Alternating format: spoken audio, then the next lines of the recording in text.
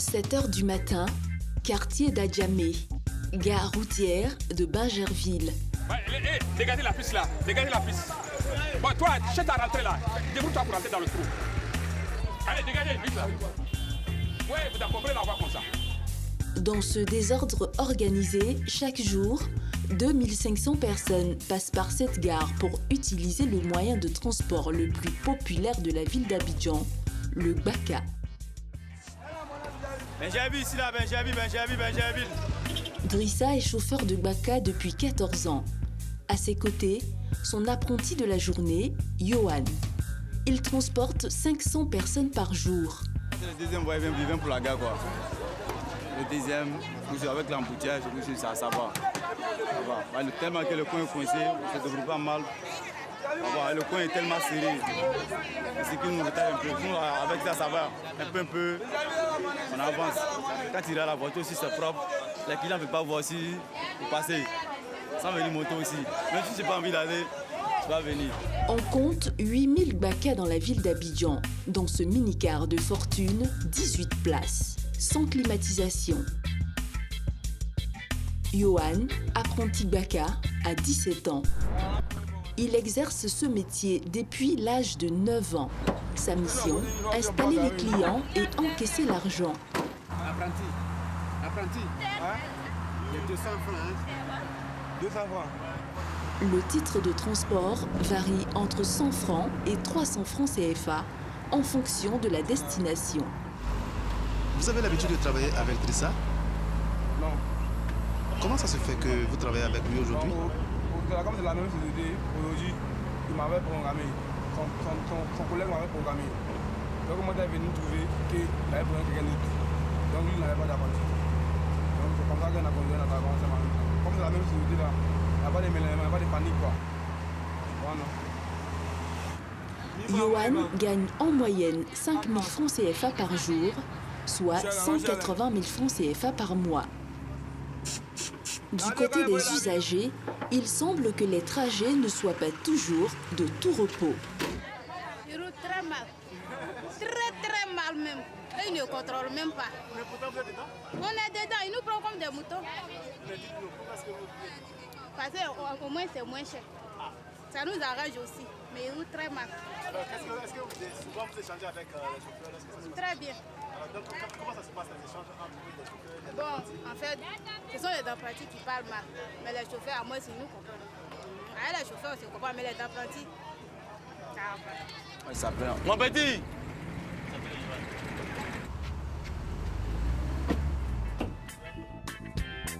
Drissa a commencé dès son plus jeune âge le transport.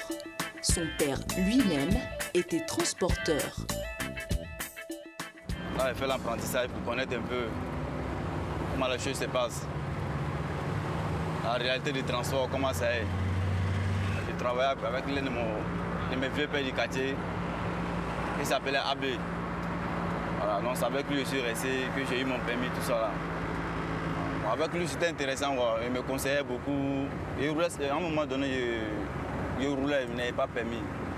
Mais il me donnait la voiture, autant au quartier, il m'envoyait.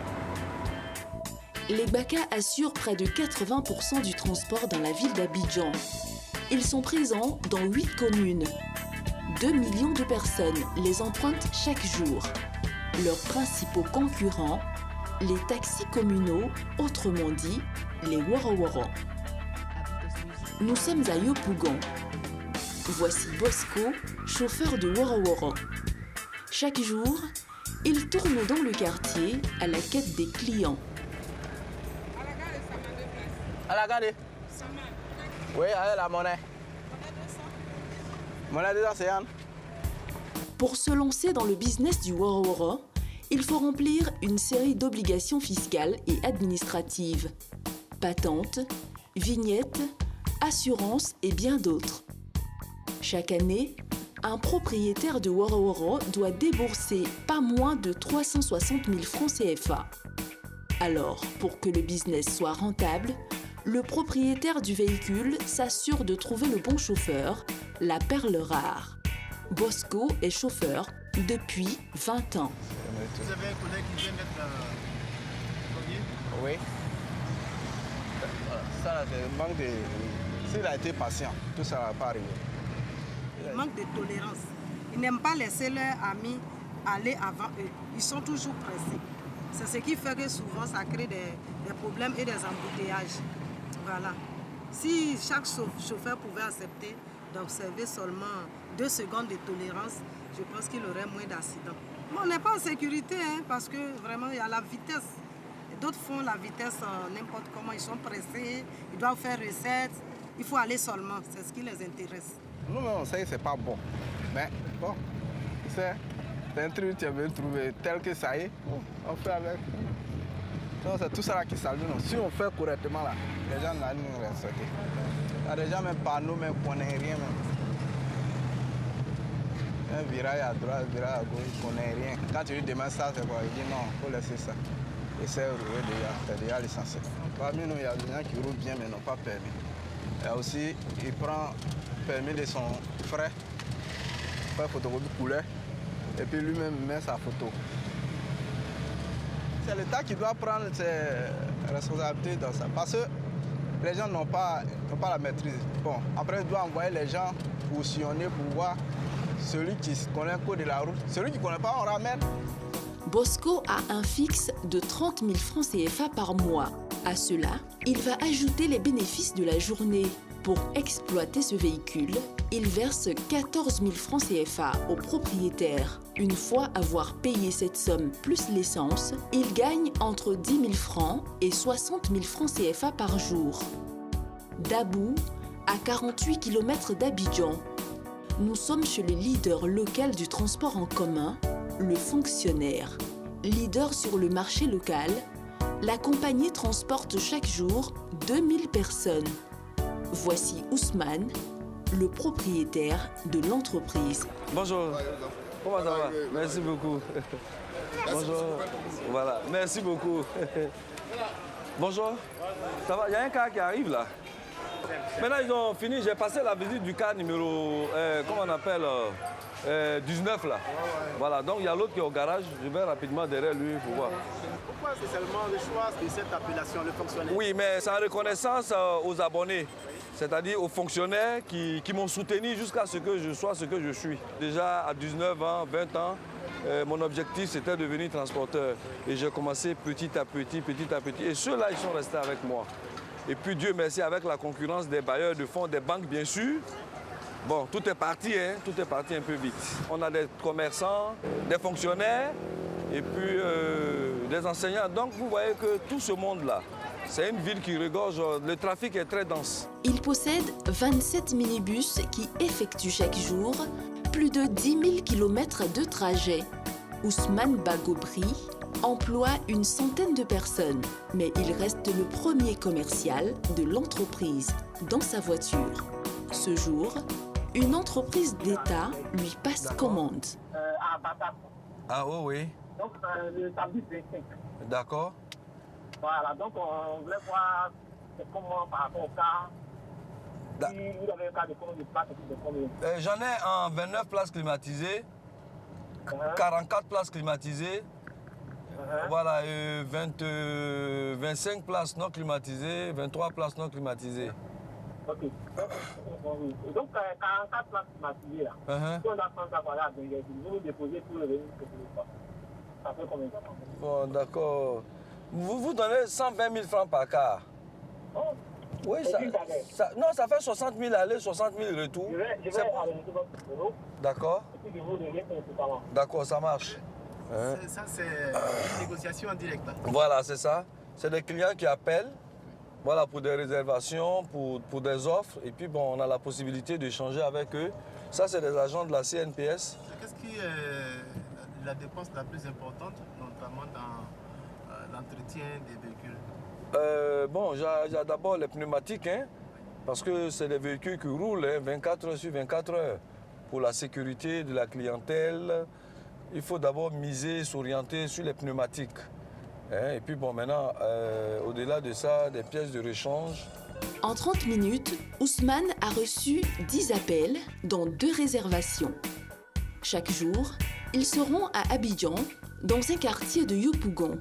C'est ici que ces bus sont entreposés quand ils ont besoin de réparation. Mais à lui, ça église quoi?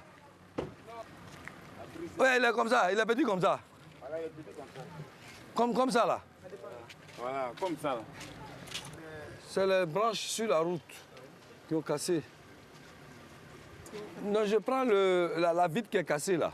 Je prends la dimension pour aller chez le concessionnaire pour chercher. Dans ce secteur, la panne d'un véhicule peut engendrer de grosses pertes financières. Dans le cas d'Ousmane, c'est au minimum 100 000 francs CFA par jour. Ça, c'est le magasin de pièces détachées. Là, viens. Donc, à tout moment, quand il y a les véhicules qui sont en panne, on peut prendre les pièces pour changer. Voilà. On a la disponibilité, c'est encore mieux que courir encore aller chez le concessionnaire. Pour maintenir la qualité et la réputation de son entreprise, Ousmane veille particulièrement à l'entretien de ses bus. Il dépense en moyenne 3 millions de francs CFA par mois. Il est 8 h du matin. Une nouvelle journée commence pour Drissa et son apprenti. Pour être autorisés à circuler, les chauffeurs de Gbaka doivent verser une cotisation journalière à un syndicat. Une cotisation qui varie en fonction de l'organisation, entre 200 et 1000 francs CFA par jour. Les syndicats sont nombreux. Rien qu'à Abidjan, il en existe 300. Sur le terrain, leurs vendeurs de tickets récupèrent les cotisations. Ouais, tu as remis quelque chose, puis tu as remis de l'argent. Alors, mais tu t'es embrouillé pourquoi? Non, attrape d'abord. Tu es embrouillé pourquoi? Quand tu es venu, tu m'as demandé, tu dis, pourquoi tu viens directement conduire? Non. Je dis pas non. Je dis pas non. Je dis pas non. Moi, j'ai pris à Traoré. Moi, je pourrais donner à Traoré. Ça m'a reçu là. En fait, Drissa avait déjà payé 200 francs CFA à un autre vendeur de tickets sans que son apprenti le sache. Le but difficile, c'est que tu nous fatigues. Les syndicalistes, les Niamolos sont sur la route là. Et tu nous fatigues. Le but difficile, c'est là. Une bonne mi-franc, un chargement. Une bonne mi-franc. C'est beaucoup. La première fois de l'impôt. C'est normal que je paye, mais c'est pas avec lui que j'ai pris ces billets-là. Normalement, c'est ce qui m'a un peu énervé, puis je parlais. Non, ces billets-là, c'est normal. Où tu dois partir, tu dois avoir ces billets-là. Tu vois, les apprentis qui discutent avec les chargeurs en cours de route. S'ils n'entendent pas, c'est ce qui envoie discussion. Voilà. Mais il y a d'autres qui viennent pour parler. Il y a d'autres qui viennent pour parler. Dans le travail, c'est pas intéressant. Nous avons voulu comprendre comment sont utilisées ces cotisations prélevées aux chauffeurs de Gbaka quotidiennement. À 100 mètres de la gare routière d'Adjamé, les bureaux de la Fédération des syndicats de chauffeurs professionnels de Côte d'Ivoire. Dans cette fédération, 13 syndicats, plus de 600 adhérents. Ce matin, Abdoulaye Sylla, l'actuel président, est en réunion avec une vingtaine d'adhérents. Je félicite tous les membres parce que chacun est resté depuis 7 h du matin à son poste pour régler les différents problèmes. Là, je vous remercie. Un syndicat, quel est son rôle exactement dans le monde du transport?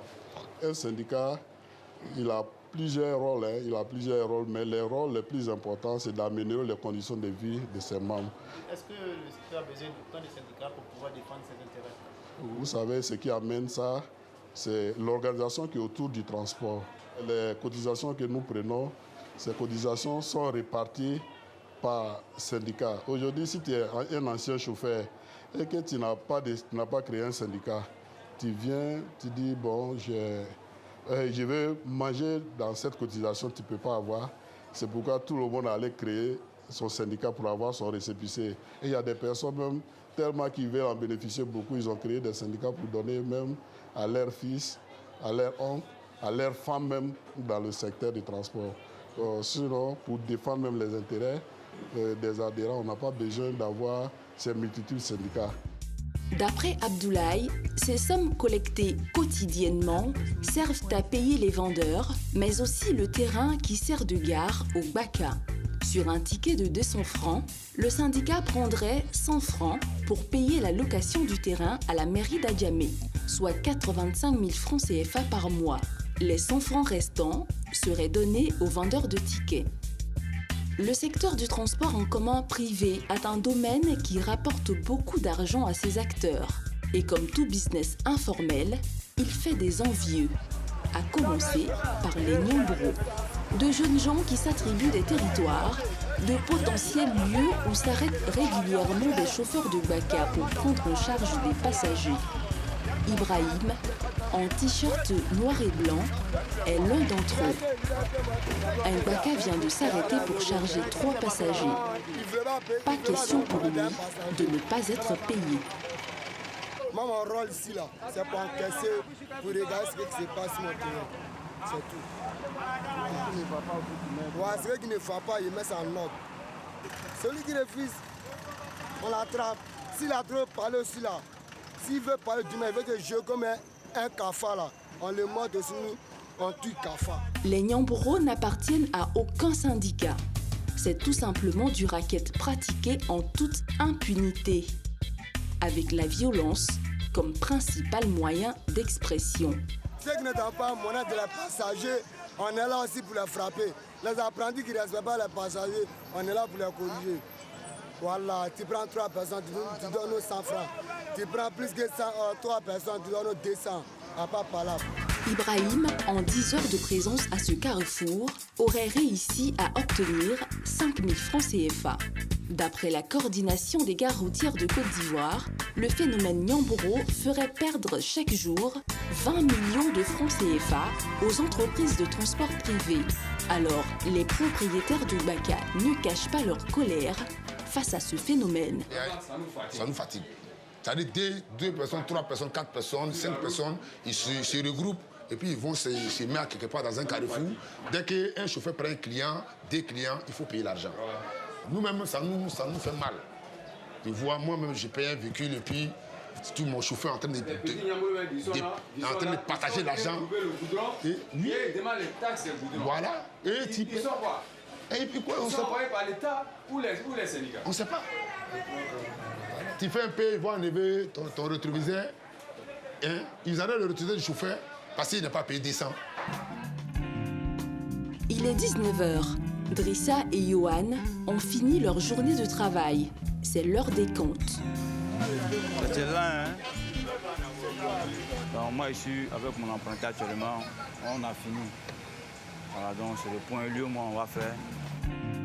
Drissa est payé 80 000 francs CFA par mois. Mais à cela, il va ajouter en moyenne 10 000 francs CFA par jour. Une somme qui correspond au bénéfice de sa journée. Ce qui reste comme la recette pour nous-mêmes, c'est 45 000 que là, c'est en œuvre. Il y a 30 000. Comme nous, on a reçu 15 000 francs. Moi, mon apprenti. Il remet 30 000 francs au propriétaire. Et le plein d'essence est à sa charge environ 20 000 francs CFA par jour. Ah, c'est 30-44. 30-44.